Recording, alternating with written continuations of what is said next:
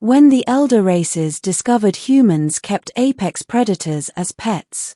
1. Arrival. The Kuril vessel Shining Facet glided into orbit above Earth, its crystalline hull glittering against the pale blue curve of the planet. Ambassador Illith pressed a hand to the observation pane, her refracted skin shifting with nervous patterns. Earth was louder, brighter, and denser than any world she had visited. Gravity this strong should have crushed fragile species into submission. And yet, the humans thrived. Behind her, the Annulock hive mind pulsed through the chamber's comm nodes, dozens of whispering voices merging into one. We are not ready. We should not be here. Illith ignored them. We must be ready. Humanity is expanding into the stars. If we are to coexist, we must know them. And so, for the first time, the elder races descended to Earth. 2. First meeting. The humans had chosen a neutral site, a sprawling park on the edge of their capital city. Green grass stretched in every direction, trees swayed in the wind, and in the center stood a pavilion decorated with flags. The humans arrived first, their ambassador a broad-shouldered man named Daniel Reeves. His suit was plain, his smile wide, his gestures unnecessarily large, humanity in motion. Illith could almost tolerate him. What she could not tolerate was the creature padding at his side. Four-legged, muscled, jaw broad enough to crack bone. It padded toward her with teeth bared. A predator, she hissed, crystalline spikes erupting from her arms. The Mrethi delegation flared gills in panic, sloshing ammonia fluid into their protective suits. The Annulock voices shrieked, filling the pavilion with psychic static. Reeves blinked, then laughed. What, this guy? His just maximum. He crouched to ruffle the beast's fur. Good boy. The predator wagged its tail. Illith recoiled. This animal is dangerous. Sure, Reeves admitted cheerfully. That's why we like them. 3. Confusion. That night, the elder races retreated to their embassy compound, sealed against Earth's atmosphere. But their minds were not at peace. The Mrethi could not stop replaying the scene. The jaws alone could sever a neck. And the humans, they let it sleep beside them. The Annulock answered with shivering voices. We smelled no fear. The human trusted the predator more than us. Illith examined the records again. The creature, classified Canis lupus familiaris, was once a wolf.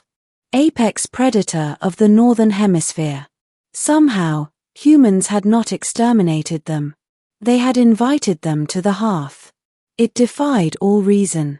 4. The tour. The next day, Reeves invited them to see the zoo. Reluctantly, the delegations followed. What they found was a nightmare made mundane. Behind barriers of glass and steel prowled lions with golden eyes. Bears lumbered with claws like blades. Crocodiles basked, jaws open, older than most civilizations in the stars. Children squealed in delight, pressing hands against the glass. A trainer dove into a pool beside a black and white leviathan humans called an orca. It accepted food from her hand, rolling onto its back for a rub. Do you not see? Illith demanded, voice ringing through her translation node. These are killers. Reeves only shrugged. Sure. But they're also beautiful. Do they not slaughter you? Asked the Mrethi, horrified. Sometimes, Reeves admitted, voice quiet. But we don't measure bonds by the absence of danger. We measure them by trust. The words lodged in Illith's crystalline chest like shards. 5. The incident. On the third day, it happened. During a private reception, one of the human security officers brought a smaller predator into the chamber. Soft-furred, with slitted eyes that glowed in the dim light. It leapt onto the table, scattering crystal goblets. The Mrethi shrieked in panic. It will kill us. The creature merely purred, curling into a ball. Reeves laughed again. Relax. She's a cat. Illith stared. A miniature hunter, dagger claws concealed, venomous grace in every step. And the humans stroked it as though it were a jewel. The Anulok voices whispered, they surround themselves with killers, and call it comfort. 6. Debate among the stars. That night, the elder races met in secret across secure comm relays. Panic rippled through the councils.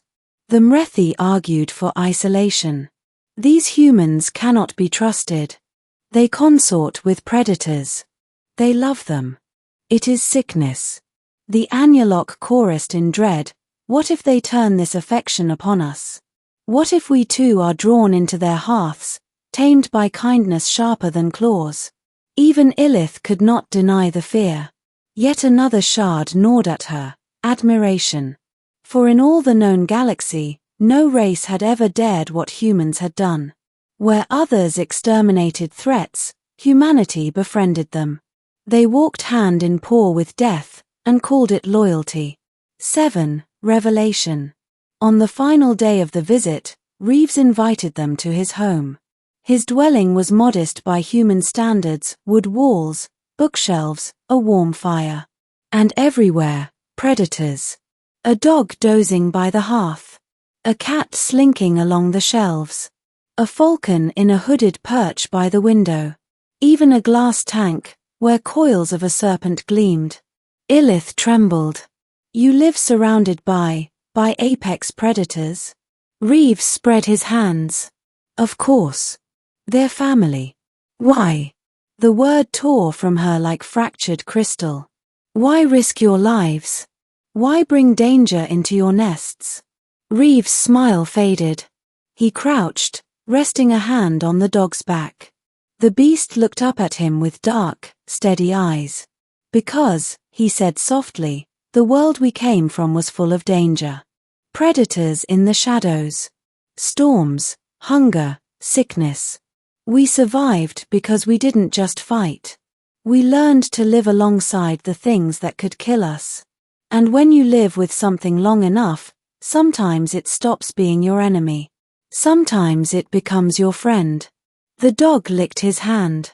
Reeves looked at Illith. That's what makes us human. We don't just conquer. We connect. 8. Understanding. The elder races left Earth with their minds in turmoil. In the private records of the conclave, Illith wrote, "We came fearing monsters. We found them in every home, every park, every hearth. And yet the monsters lay down beside the humans, teeth hidden, claws sheathed. The humans did not slay them, nor flee them, nor wall themselves away. They chose to love them. And the predators, impossibly, chose to love them back. Perhaps this is why they frighten us. Not because they kill, but because they do not need to. They make death itself curl at their feet like a tame hound. If ever they turn this gift upon the stars, then none of us will be safe. Not from their claws, but from their kindness." 9. The whispered warning. In the centuries that followed, the tale spread across the elder races like wildfire. Beware the humans. They keep predators as pets. Some dismissed it as exaggeration. Others shivered in silence. For deep within, they all knew the truth. Humans were not the apex species of Earth. They were the ones who invited the apex inside, and taught it how to love,